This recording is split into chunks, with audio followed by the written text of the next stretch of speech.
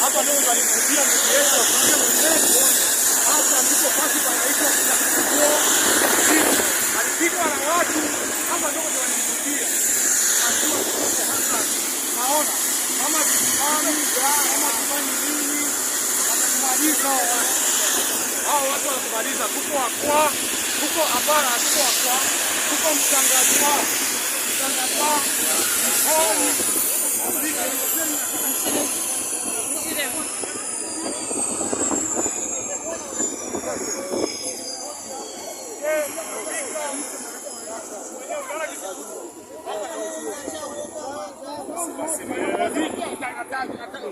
Wasaidiwe.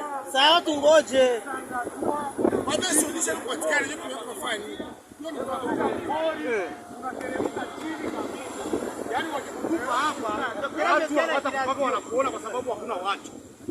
Hakuna watu. Alhamdulillah tunashukuru Mungu. Tunashukuru Mungu alhamdulillah.